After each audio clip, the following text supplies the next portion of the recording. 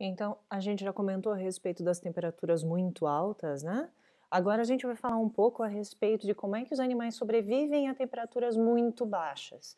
Então, lembrando que qual é o problema?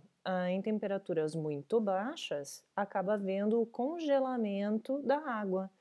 E quando vocês tiram alguma coisa do congelador, do freezer de vocês, vocês devem notar que a água está toda em cristalzinhos.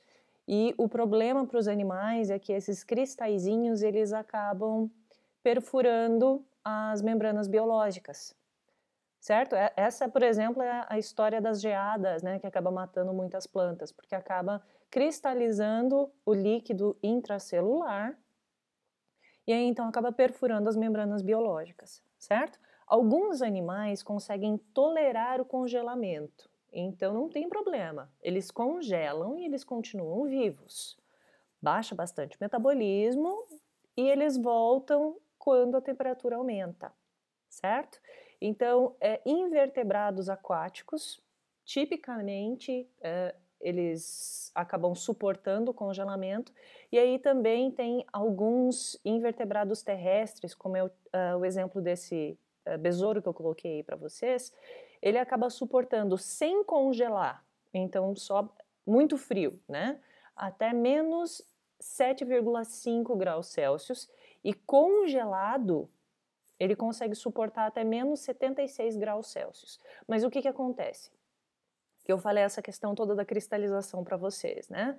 O que ocorre tem uma desidratação intracelular, então ele perde líquido, né? Ele fica desidratado, então o líquido intracelular ele fica bem mais concentrado. E aí então evita a cristalização, certo? Essa é que é a grande sacada. Então ele congela, mas não tem essa destruição das membranas biológicas. Aí uma outra situação é quando os animais eles conseguem produzir compostos anticongelamento. Então a temperatura fica bem baixa, mas eles não congelam, tá? Tipicamente vão ser então proteínas anticongelamento, normalmente à base de alanina, e também glicerol, tá? Então esses são compostos anticongelamentos. Então peixes de ambientes muito frios acabam produzindo isso, e aí também tem uns outros animais que eu coloquei aí para vocês, tá? Então eu coloquei ali exemplos de grupos animais diferentes que acabam tendo esses compostos anticongelamento. E esses compostos anticongelamento, eles acabam reduzindo bastante o ponto de congelamento. Então, se por exemplo, a água ela congela a 0 graus Celsius, certo? Esses animais eles vão conseguir suportar temperaturas bem mais baixas por causa desses compostos que evitam que a água congele a 0 graus, tá? Então ali eu coloquei para vocês, olha, como exemplo, a gente tem ali uma tartaruga da América do Norte, que ela produz essas substâncias, essas proteínas anticongelamento, e elas conseguem suportar temperaturas bastante frias.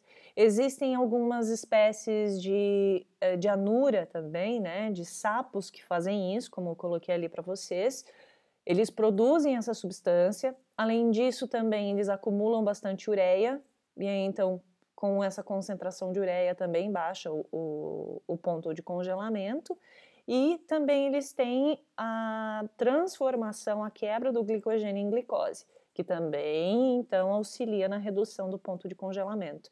E aí esses animais eles conseguem suportar até 60% do corpo deles congelado. Então eles congelam algumas estruturas internas, o pouco de gordura que ele tem embaixo da pele, e ele consegue suportar isso, tá?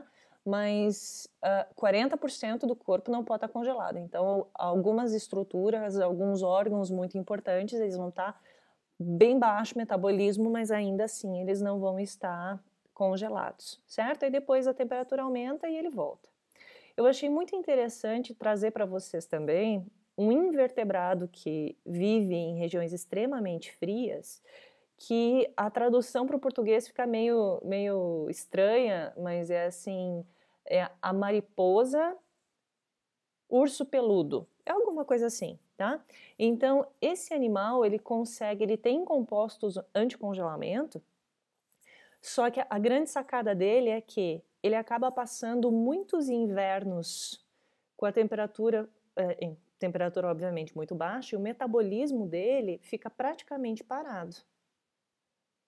E aí então ele fica ali quietinho, quando esquenta ele se alimenta, tá? Se ele se alimentou o suficiente, ele empupa. Se porventura ele acabar não tendo se alimentado o suficiente, ele fica ali paradinho, baixo metabolismo por mais um inverno e assim sucessivamente. Então eles conseguem ficar em estágio larval por anos, tá? Esse é o inseto que acaba tendo o período larval mais longo.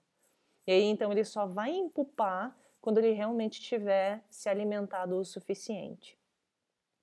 E aí tem esse mamíferozinho que eu coloquei aí para vocês, né, esse esquilo, que ele é o único mamífero que consegue suportar temperaturas muito frias. Ele então é um mamífero que acaba tendo esses compostos anticongelamento e ele consegue então suportar até menos 2,9 graus Celsius.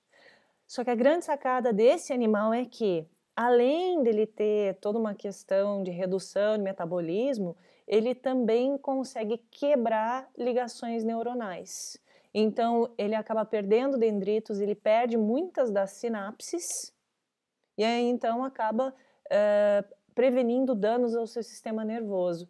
E aí, quando começa a aquecer o ambiente novamente, em questão de horas, essas sinapses elas são recuperadas. Tá?